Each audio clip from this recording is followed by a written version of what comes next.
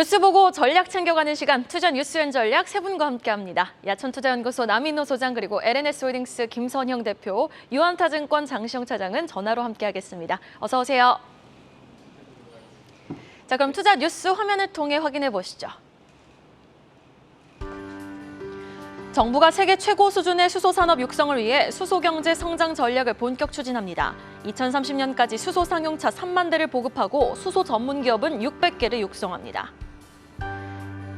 SK그룹의 에너지 부문 계열사인 SKENS가 내년부터 연간 최대 3만 톤 규모의 액화수소 생산 유통에 나섭니다. 이르면 내년 하반기부터 초중고생들이 위메이드가 투자한 메타버스 플랫폼에서 금융교육을 받게 될 전망입니다. 이 메타버스 플랫폼에서는 위메이드가 발행하는 가상화폐인 위믹스가 활용됩니다. 파운드리 1위 기업인 대만 TSMC가 미국 내 생산 기지를 대폭 확대합니다. 월스트리트 저널은 TSMC가 미국 애리조나 지역의 파운드리 공장 추가 건설 계획을 조만간 발표할 예정이라며 투자 금액은 120억 달러 수준이 될 것이라고 보도했습니다. 금양이 콩고 민주공화국의 채광사업 업체의 주식 1,500주를 약 267억 원에 취득한다고 공시했습니다. 보험사가 보유한 주식 채권 가치를 취득 당시 가격이 아닌 현재 가격으로 평가하는 보험업법 개정안, 일명 삼성생명법을 둘러싼 국회 논의가 5년 만에 재개됩니다. 개정안이 국회를 통과하면 삼성생명과 삼성화재는 보유 중인 약 25조 원 규모의 삼성전자 주식을 강제 매각해야 합니다. 우리나라 수소 산업을 세계 1위로 정부의 수소 정책 청사진 첫 번째 기사로 확인해 보겠습니다. 자, 네옴시티 사우디아라비아 이 산유국도 수소 생산에 나설 만큼 아주 수소 에너지에 대한 관심은 전 세계로 높아지고 있죠. 정부는 이렇게 글로벌 트렌드에 발맞춰서 대대적인 수소 인프라 제도 구축에 나선 건데요. 핵심 정책들 어떤 내용인지 전해주시죠, 김선영 대표님. 네, 어제 유난히 수소와 관련된 정책과 어떤 소식들이 좀 많이 나온 것 같습니다. 세 가지가 있는데요. 하나씩 좀 정리를 해보겠습니다. 우선 말씀하신 대로 이제 어제 한덕수 국무총리가 어제 열린 제5차 수소경제위원회를 주제로 하고요. 세계 1위 수소 산업 육성이라는 목표를 정하고 수소경제 산업의 어떤 정책을 본격적으로 추진하겠다라는 이런 내용을 발표를 했습니다. 그리고 또 SKENS 소식도 있죠. 내년부터 액화수소 시대를 열어갈 어떤 MOU를 체결하겠다는 그런 소식도 있고요. 그리고 독일의 명품차 브랜드인 BMW 그리고 폭스바겐도 수소차 시장에 뛰어든다는 그런 소식까지 이어서 한번 쭉 전달해드려 보겠습니다. 일단 수소경제위원회 얘기 한번 해보면요. 해당 산업의 발전을 위해서 대규모 수소 수요를 창출할 것이다라고 얘기를 했고요. 이에 맞춰서 생태계 활성화를 위한 제도적 기반도 마련하겠다라고 얘기를 했습니다. 그리고 수소 산업의 투자 그리고 이제 기술 혁신의 걸림돌이 되는 규제는 과감하게 개혁해 나가겠다라고 정부 차원의 지원을 약속을 했습니다. 또 SKENS 같은 경우는 내년에 연 최대 3만 톤 규모의 액화수소 생산과 유통을 본격화하기 위해서 산업통상자원부 그리고 과기부, 환경부, 국토부, 효성 그리고 하이창원 그리고 현대차와 함께 MOU를 체결했는데 사실 이 MOU는 앞에서 말씀드린 어제 이제 제5차 수소경제위원회 사전 행사 형식으로 이제 진행됐기 때문에 이분 한번 참고해 보시면 좋을 것 같고요. 마지막으로 BMW와 폭스바겐 수소차 시장에 뛰어든다라는 그런 소식인데 사실 이건 아무래도 이제 EU의 수소 충전소 설치 의무화 조치 이것 때문에 이제 아마 수소 시장이 좀 발전할 수 있지 않을까라고 생각을 한 것 같습니다. 폭스바겐 같은 경우는 독일의 에너지 기업이죠. 이제 크라프트베르크와 새 수소 연료 전지를 개발하고 이제 특허까지 출원했다라는 그런 소식이 좀 나왔고요. BMW는 사실 그동안 수소차 회의론이 좀 되게 많이 나올 때마다 탄소 배출 제로를 위해서 사실 답이 두 개가 필요하다. 너무 전기차만 가지 말고 전기차와 수소 같이 가자 이런 주장을 해왔었고 최근에 또 이제 BMW iX5 컨셉카를 발표를 했습니다. 이에 따라서 2025년에 양산을 하겠다는 계획을 밝혔기 때문에 사실 BMW는 그동안 계속 관심을 가져왔다는 부분 체크해 보시면 좋을 것 같고요. 이와 관련한 관련주들 한번 체크해 보시고 투자를 이어가 보시면 좋을 것 같습니다. 네, 알겠습니다. 자, 이렇게 수소 관련 호재 소식이 연이어서 나오고 있는 상황인데 이러한 국내 수소 경제 규모 확대 기대감에 따라서 지금 시간의 거래에서도 수소 관련주들이 모두 급등을 했는데요. 수소 관련주들 앞으로 흐름 좀 어떻게 보시는지 궁금합니다. 장시영 차장님. 여러 개별 종목들이 있겠지만은 저는 그냥 대형 그룹사들 위주로 사실은 대한민국에 있는 대형 그룹주사들에서도 사실 수소 관련해가지고 투자를 집중적으로 많이 하고 있는 편이거든요. 그래서 저는 사실 효성그룹과 두산그룹에 좀 집중을 해보고 싶습니다. 특히나 먼저 효성그룹 같은 경우는 수소 저장용기 그리고 충전소 이런 어떤 이 운송 밸류체인 내에서 기술 개발이나 상용화 속도가 굉장히 좀 빠른 편인데요. 효성 첨단 소재는 국내 유일의 어떤 탄소 섬유 제조업체이고 효성중공업은 국내 수소 충전소 EPC 1위 사업자입니다. 그래서 향후에 수주 증가가 기대가 되는 상황입니다. 또한 효선중공업은 린데와 함께 합작 투자법인도 설립해가지고요. 액화수소 판매 회사인 효성 하이드로젠과 그리고 액화수소 생산 회사인 린데 수소에너지를 설립을 했습니다. 그래서 1단계로 울산에 액화수소 플랜트를 건설하고 연간 1.3만 톤을 생산해가지고 약 3개의 충전소 구축을 통해서 액화수소를 공급할 예정입니다. 이거는 내년에 가동 예정이고요. 울산 플랜트 증설이라든지 수도권 액화수소 플랜트 건설로 연간 3만 9천 톤까지 그 규모를 확대할 예정이기 때문에 효성그룹에 대한 관심, 앞서 말씀드린 두 종목 좀 관심 가져보시면 좋을 것 같고요. 특히나 두 번째로 이제 두산그룹 같은 경우는 아무래도 이제 두산 피어셀이 국내 발전용 연료전지 점유율 1위 사업자지 않습니까? 그래서 수주가 확대될 예상이고, 뭐 피어셀 같은 경우는 캐파 역시도 63메가와트에서 22년도에 275메가와트로 확대 생산할 예정이고요. 뭐 시장 확대에 지속적으로 대응을 한다면 2023년부터는 이런 어떤 이 캐파 증설로 인해서 고성장이 기대되고 있는 상황이라고 좀 말씀드리고 싶습니다. 수소 관련 종목 안에서도 좀 사이즈가 큰 종목들을 한번 주목해보자라는 말씀해 주셨습니다. 이어지는 기사입니다. 4년 만에 하원 다수당을 차지한 공화당 내용 확인해 보도록 하겠습니다. 중간 선거 결과 야당인 공화당이 이제 4년 만에 하원 다수당을 차지했는데요. 상원은 이제 뭐 다음 달 조지아주 결과에 따라 다수당이 결정이 될 텐데 하원을 장악한 공화당 아무래도 이제 바이든 행정부의 핵심 법안이었던 IRA법을 조금 견제하겠죠, 남인호 장님? 예, 그렇습니다. 제가 뭐 정치 전문가는 아닙니다만 나온 그런 결과에 대해서 간략히 브리핑해 드리겠습니다. 하원을 말씀 주신 대로 공화당이 이제 다수당이 되었습니다. 과반을 살짝 넘었죠. 결국 미국의 넘버 3, 세 번째 힘을 가진 낸시 펠로시 의장은 이제 다음 달에 공화당 의원으로 교체가 될 것입니다. 아무래도 미국은 상원보다는 하원에서 많은 법안을 다루고 있지 않습니까? 그러다 보니까 조 바이든 대통령의 경제 정책이 상당히 태클을 많이 받을 가능성이 높다. 뭐 아직까지 내 입력이라는 얘기는 안 나옵니다만 상당히 어려움에 처할 수 있다는 말씀 드리겠고요. 그러나 민주당으로서는 최악은 피한 것 같습니다. 왜? 처음에는 상하원 모두 다 빼앗긴 줄 알았거든요. 그런데 상원은 다음 달 조지아주 결선 투표를 기다려 봐야 될 것 같습니다. 방금 말씀 주신 IRA 법안, 저는 이렇게 봅니다. 민주당이든 공화당이든 분명히 미국을 위한 정책을 펴지 않겠습니까? 그렇기 때문에 큰 변화를 기대하기 힘들다. 다만 시행령에서 이 법안은 몇 년 유예한다. 이것이 아마 우리 한국에서는 가장 중요한 그 사안이 아닌가 싶어요. 뭐 지금 이미 기사에는 3년이라는 것이 나왔기 때문에 그대로 되기를 바라고요. 마지막으로 지금 공화당이 된다면 달러가 약해질 것이다 봤는데 민주당이 의외로 선전하니까 달러의 약세가 둔화되고 있습니다. 이거는 다시 강달러로 간다는 건 아닙니다. 그렇기 때문에 달러의 약세가 속도 조절에 들어갔다 이렇게 평가하고 싶습니다. 네, 알겠습니다. 달러의 약세가 조금 속도 조절에 들어갔다라는 말씀으로 좀 정리를 해주셨는데 그렇다면 이렇게 IRA법 기준이 일부 완화가 된다면 완성차 업체들에게는 호재로 작용할 수 있는 부분인가요, 장시영 차장님? 뭐 일단 저는 그렇게 생각을 합니다. 지난 7월에 사실 미국의 IRA 법안이 발표가 된 이후에 완성차 주가 디스카운트 현상이 굉장히 좀 심화되고 있는 상황이거든요. 근데 만약에 이런 IRA 법안이 수정되거나 유예가 발표가 된다면 뭐 이거는 완성차 업계의 가장 큰 모멘텀이자 수혜가 될 것으로 좀 보고 있습니다. 사실 현대차 같은 경우는 현재 가동 중인 알리바바 그리고 조지아 공장은 기존에 발표된 어떤 신공장과는 별개로 각각 전기차 라인업 양산이 이루어질 것으로 좀 보여지고 있는데요. 현대차의 경우에는 이미 보완 투자를 마친 상태고 기아차 역시 EV6와 9의 양산을 대비한 후속 투자가 지속적으로 이어질 것으로 좀 기대하고 있습니다.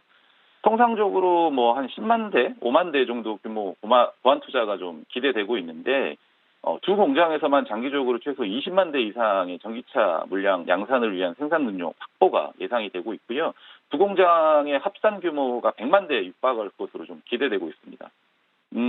만약 시장이 이런 상황을 좀 인지하게 되고 주가 반등의 핵심을 좀 살펴보자면 결국 실현 가능성이 좀 우리가 보여지는 구체화된 EV, 그러니까 전기차 현재 생산의 계획인데요. 정의선 회장의 전기차 관련 행보를 최근에 좀 살펴보자면 법안 수정 이후에 연말에 이런 어떤 관련된 내용의 윤곽이 좀 드러날 것으로 좀 보여지고 있습니다. 전기차 생산에 대한 어떤 이 타임라인, 그러니까 계획이 공개가 되는 게 중요한 다른 이유는 전용 플랫폼 개발이 대부분 경쟁업체 대비해서 현대기아차가 2년가량 앞서 있는 상황인데요. 이게 상당한 진입장벽이 될 것으로 좀 보여지고 있습니다. 뭐 스텔란티스라든지 르노르트 리산이라든지 뭐 다른 GM, 포드 이런 회사들 같은 경우에는 차세대 배터리 시스템 적용에 많이 뒤처져 있고요. 전기차 선택의 이 핵심 배경이 되는 OTA 같은 경우도 정의선 회장 같은 경우는 현대그룹사에서 굉장히 큰 투자를 하고 아마 내년부터는 전 차종의 OTA 기능을 탑재해서 출시를 할 것으로 좀 보여지고 있기 때문에 다른 자동차 이 진영에서는 이런 부분들이 좀 많이 뒤처져 있습니다. 근데 현대차가 전용 전기차 플랫폼 라인에서 이러한 부분들까지 합쳐져서 생산이 된다고 한다면 이거는 시장에서 큰 경쟁력이 될 수 있을 것으로 좀 보여지고 있습니다. 그래서 보조금 유예라든지 이런 부분들, IRA 관련해서 법안이 연기되고 또 뭐 수정 유예가 발표된다고 한다면 앞서 말씀드린 모멘텀 이슈가 시장에 충분히 긍정적인 호재로 받아들일 것으로 좀 예상이 되고 있기 때문에 현대차가 가지고 있는 그들만의 진입장벽 그리고 기술력이 분명 시장에서 돋보여질 가능성이 높다라고 판단이 되고 있습니다.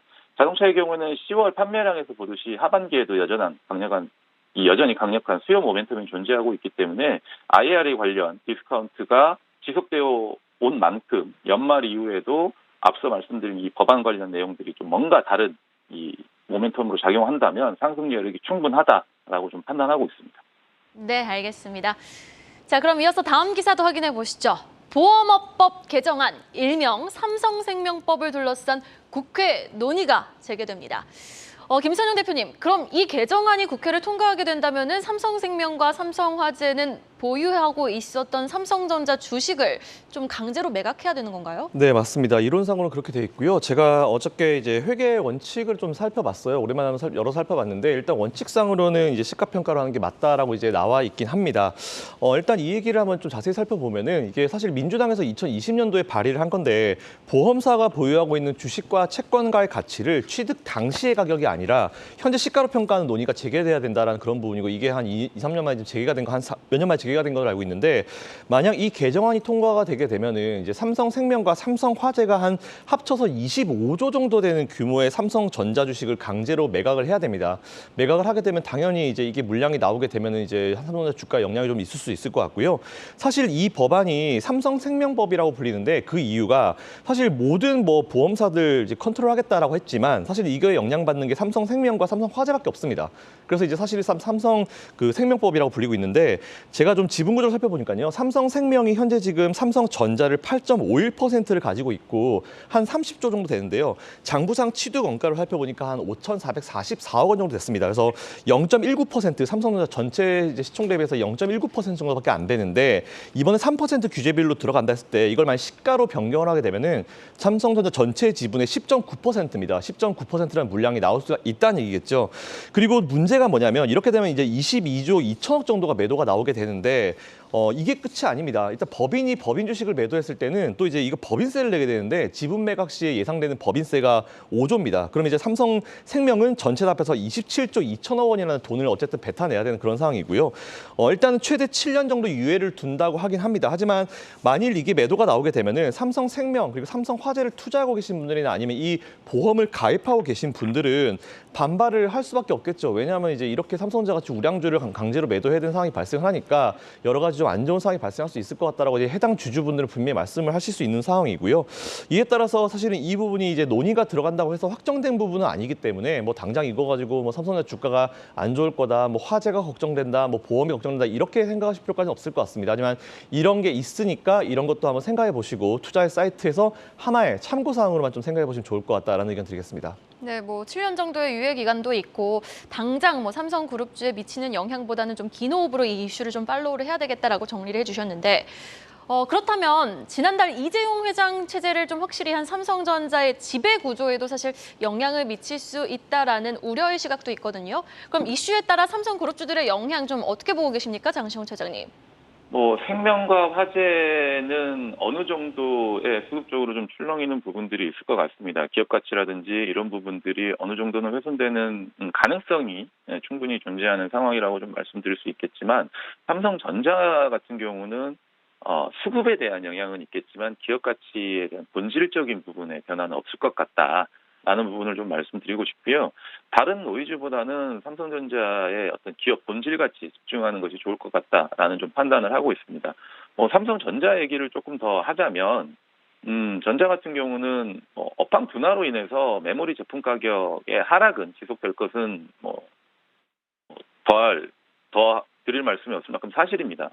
경쟁사하고는 달리 수익성을 방어한다기보다는 오히려 더 캐파를 계속해서 지속적으로 늘리면서 점유율 확대 전략을 펼칠 것으로 좀 보여지고 있는데요. 이게 나중에 시장에서 주가 상승 업사이드 요인으로 작용할 것으로 좀 보여지고 있습니다. 삼성전자 같은 경우는 과거와는 달리 D램에서 경쟁사와의 어떤 공정 격차 자체는 많이 축소가 됐습니다. 근데 여전히 업계 최고 기술 경쟁력을 보유하고 있고요. DDR5를 지원하는 1A 나노 양산을 시작을 했고 23년 중반에는 1B 나노 양산 시점에는 공장 격차가 오히려는 하이닉스, 그러니까 경쟁사와는 1년 넘게까지 확대될 것으로 좀 보여지고 있습니다. 그래서 삼성전자 같은 경우는 업황이라든지 이런 부분들에 대한 고민은 사실 지금까지 해왔던 부분이기 때문에 당장의 그런 부분들을 고민하기보다는 시장 리스크에 좀 더 집중을 하시는 게 좋을 것 같습니다. 아무래도 지수에 작용하는 어떤 이 가격이 시가총액이 큰 상황이기 때문에 지수에 적용하는 부분이 더 크기 때문에 지수 관련 어떤 매크로적인 부분에 대한 상황을 좀 고민하는 것이 오히려 낫지 않겠냐라는 부분을 좀 말씀드리고 싶습니다. 네, 어제 또 기관이 강하게 끌어주면서 62,000원을 탈환한 삼성전자, 본질에 조금 더 주목할 필요가 있다라는 말씀으로 정리해 주셨습니다. 자, 다음 이슈 한번 확인해 보도록 하겠습니다. SK하이닉스가 첨단 모바일 D램 개발에 성공했다라는 소식이 들려왔는데요. 첨단 모바일 D램이면은 어떤 제품인지 궁금하네요, 남인 회장님. 네, 삼성전자 참 좋은 회사입니다. 그런데 SK하이닉스도 여러분들이 관심을 가지셔야 되겠습니다. 방금 전에 말씀하셨지만은 삼성전자가 지난달에 발표를 했죠. 굉장히 빠른 속도, 8.5기가 bps라는데요. 1기가 bps가 어떤 속도냐면요. 1초에 4메가 되는 4기가 되는 영화를 2편을 다운받을 수 있답니다. 우리말로 하면은 엄청 빠른 속도인데요. 바로 SK하이닉스도 그런 효과에 소비 전력은 25%가 더 조금 들어가는 이런 DDR5를 출시를 했습니다. 자, 이 얘기는 뭘까요? 지금 삼성전자도 그렇고 SK하이닉스도 그렇고 왜 지금 실적이 어렵습니까? 바로 D램 반도체 가격 떨어져서 어렵다는 거 아니겠습니까? 그런데 지금 업계에서는 내년 2분기쯤 돼야지만이 D램 반도체 낸드 프레시가 가격이 안 떨어질 것이다. 그때나 바닥 나올 것이다. 그때나 좋아질 것이다 하는데 지금 삼성전자 넘버1, SK하이닉스 넘버2 두 회사가 모두 다 DDR5를 성능을 개선하고 더 빠르고 더 많은 용량 저장할 수 있는 것을 DDR5를 출시하기 때문에 아마 제가 봐서는 내년 2분기까지 DDR5가 가는 게 아니고 아마 내년 1분기 정도 되면은 DDR5 시대가 열린다. 그러면 어떻게 될까요? D램 가격 더 이상 추가 하락 가능성이 높지 않다. 이렇게 봅니다. 그리고 특히 이건요. AI, 인공지능하고 전기장치에 들어가는 컴퓨터 그리고 우리 개인용 PC에도 엄청나게 속도를 효능을 높일 수 있는 기능이기 때문에 SK하이닉스도 관심을 가지시면 좋겠습니다. 네, 알겠습니다. 삼성전자에 이어서 SK하이닉스도 계속해서 주목해 볼 필요가 있다라는 말씀해 주셨습니다. 자, 다음 이슈입니다. 말도 많고 탈도 많은 위메이드, 위믹스 소식 전해졌는데요. 김선영 대표님, 지금 내년부터 초중고 학생들이 금융교육을 받는데 그 금융교육이 메타버스 공간 안에서 위믹스 코인으로 좀 교육이 진행이 된다고요? 네, 맞습니다. 사실 제가 메타버스 관련 소식이라고 해서 전해드리긴 하지만 사실 많은 주의가 필요한 이슈니까 미리 이 부분 좀 먼저 말씀드리고 시작을 해보겠습니다. 이르면 내년 하반기부터 이제 초중고등학생들이 위메이드가 투자한 메타버스 플랫폼이 있는데 이제 여기서 금융교육을 받게 될 것이다라는 그런 소식이 좀 나왔습니다. 문제는 메타버스 플랫폼인 이 디토랜드라는 게 있는데 디토랜드에서 이제 위메이드의 가상화폐인 위믹스가 활용된다라는 그런 부분인 것 같은데요. 잘 아시는 대로 현재 위믹스는 굉장히 현재 좀 불확실한 유통 문제 때문에 문제가 좀 발생했고 대부분의 자산 거래소에서 이르면 이번 주 안에 위믹스의 유의 종목 거래 해제 그리고 상패 여부에 대해서 결론이 나올 거라고 합니다. 일단 초중고생들 금융교육 굉장히 많이 필요합니다. 저도 사실 정말 이 부분에 대해서는 지지하는 바고 꼭 이루어져야 된다라고 생각하고 있는데 이 프로젝트가 다른 다른 어떤 생각이 없고 그냥 이제 오로지 이렇게 선한 방향으로 좀 잘 진행되기를 바라고 있을 뿐이고요.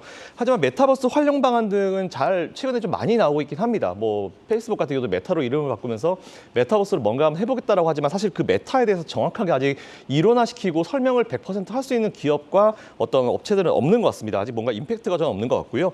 이에 따라서 메타버스라는 그런 어떤 붐업이 한번 일었었는데 지금부터는 그 붐업을 넘어가지고 실제 메타버스를 얼마나 구현해내고 이걸 얼마나 설명할 수 있고 실제로 우리가 생활에 들어올 수 있는지 이게 중요한 것 같습니다. 이에 따라서 메타버스 관련주들 관심은 항상 가지긴 해야 되지만 제일 중요한 포인트는 어차피 금리 인상기에 제일 중요한 건 과연 이거로 실적을 찍어내고 숫자를 만들어낼 수 있는지가 중요하니까 관련주들 체크하실 때 실적 못 나온 기업들은 최대한 좀 제쳐두시고 실적 잘 나오는 기업들 위주로 한번 포트를 구성해 보시면 좋을 것 같다라는 의견 드리겠습니다. 네, 알겠습니다. 자, 그럼 마지막 소식, 최근 주가 강세를 보이고 있는 업종들에 대한 향후 전망 기사로 한번 만나보도록 하겠습니다. 상반기 워낙 좀 낙폭이 두드러졌었죠. IT와 증권 업종이 최근 연일 강세입니다. 이렇게 실적이 부진한데도 불구하고 투심이 개선이 된 건데 증권가에서는 IT와 증권 연말까지 상승 랠리 지속된다라고 보고 있어요. 네. 시청자 여러분 한번 생각해 보십시오. 여러분들 최근에 우리 주식시장에서 악재가 있다면 무엇이 있을까요? 두 가지를 꼽을 수 있겠죠. 1번 실적이 나쁘다. 2번 자금 경색. 물론 최근에 좀 풀렸습니다만 자금 경색 국면에 들어갔다. 이 두 가지 악재 아니겠습니까? 그것 때문에 바로 실적 악화와 자금 경색 때문에 상반기에 가장 주가가 많이 떨어진 업종을 골라보십시오. 1번 IT 업종, 2번 증권 업종입니다. 바로 저는 이렇게 비유하고 싶어요. 실적은 20%가 나빠졌는데 악화됐는데 주가는 30%가 하락했다. 그럼 어떻게 될까요? 실적 20%만 내려갔으면 주가도 20%만 내려가야 되잖아요. 그런데 실적에 비해서 주가가 더 내려갔다면 어떻게 되죠? 그만큼은 반등이 나오겠죠. 저는 최근에 삼성전자를 필두로 한 이런 IT 관련주들의 반등이 그에 접근한다라고 판단하고 있습니다. 그래서 추가적으로 지금 그 반등 끝났다는 얘기냐? 그건 아닙니다. 연말까지도 조금 더 물론 종목마다 약간의 개개별 차이는 있겠으나 연말까지는 IT 그리고 증권업종 다시 말해서 실적 악화 우려와 자금 경색 때문에 내려갔던 하락했던 주가들이 조금 더 반등할 수 있다. 이렇게 말씀을 드리겠습니다. 자, 그럼 장시영 차장님, 지금 조금 매수해봄직한 IT 종목, 좀 매력적인 종목이 있다면 어떤 종목이 있을까요? IT 관련해서는 사실 최근에 수급적으로도 그렇고 시장의 분위기도 그렇고 좋은 기류가 흘러 들어오고 있는 것만은 사실입니다. 최근에 발표된 어떤 신한증권의 리포트를 토대로 좀 말씀을 드리겠습니다. IT 수요 자체는 사실 연초보다 크게 좀 부진을 합니다. 연초 예상했던 것보다는 크게 부진했던 상황이고 이게 이제 코로나 2년 동안 굉장히 높았던 IT 수요 때문에 교체 주기 자체가 좀 장기화되는 것으로 좀 이 원인으로 좀 파악이 되고 있습니다. 실제로 IT 제품 판매 전망치가 빠르게 하향 조정되고 있고요. 스마트폰이라든지 TV, 태블릿, 데스크탑, 노트북 22년 출하량은 전체 당초 예상치 대비 많게는 17%까지 낮아진 상황이라고 합니다. 결국은 쇼핑 시즌인 이번 4분기 결과에 따라서 주가가 올라갈 것이냐, 하향될 것이냐 이런 부분들까지 좀 고민이 되고 있는 상황이라고 좀 말씀드리고 싶습니다. 특히나 삼성전자와 중화권 쪽에 스마트폰 재고 조정이 좀 극심한 상황이고요. 이번 분기 들어서는 애플의 아이폰 수요도 예상치를 하회하고 있다라고 좀 밝히고 있습니다. 아직은 어떤 전자제품의 어떤 유통 그 메이커들 그리고 유통사들 부품 서플라이 체인 어디에서도 반등의 조짐은 사실 나타나고 있지 않은 것은 사실입니다. 수요가 좀 감소되고 있는 상황에서 기술 변화 모멘텀이 2022년 소비 수요의 어떤 변화를 좀 가져올 텐데요. 더 극심한 침체를 사실은 내년도에 고민해야 되는 상황이기 때문에 수요가 어떻게 되느냐에 따라서 각각의 종목들 모멘텀이 어떤 식으로 흘러갈지 예측을 좀 어려운 상황입니다. 그래서 전체적으로 기업들 자체에서는 아직까지는 낙관적으로 전망을 하기에는 좀 어려운 상황이다라는 좀 말씀을 드리고 싶습니다. 2023년에 앞서 말씀드린 대로 수요에 대한 불확실성이 더 커질 가능성이 높기 때문에 연말 시즌 지금 당장의 IT 업체들의 반등이 내년 시즌까지 이어질 것이다라고 확단을 하기에는 좀 어려운 상황이다. 라는 점을 좀 강조드리고 싶습니다. 다만 새로운 사업을 보유한 기업들이 차별화될 것으로 좀 보여지고 있는데요. 시장에서는 남은 유동성이 테마성 섹터를 만들고 그러한 부분들을 가지고 상승 가능성이 있기 때문에 앞서 말씀드린 이 조금은 새로운 사업들 그리고 기술력이 차별화되는 어떤 기술력을 가지고 있는 기업에 대해서는 꾸준한 관심이 필요할 것으로 좀 판단이 되고 있습니다. 23년에 기대가 되는 IT 관련 섹터로 리포트의 내용을 좀 참고해서 말씀드리면 기판 업체 그리고 폴더블 그다음에 MR DDR5 이 정도로 압축이 가능하다라고 하는데요. MR 관련해서는 아무래도 LG이노텍과 뉴프렉스가 가장 탑픽으로 말씀을 드릴 수가 있겠고 기판 관련해서는 심텍과 대덕전자 그리고 DDR5 관련해서는 어쨌든 결국에는 시작될 사업이고 모멘텀이기 때문에 관련해서 좀 잘 지켜보셔야 되는데 국내 업체로서는 아비코전자라든지 동진semchem 정도를 말씀드리고 싶습니다.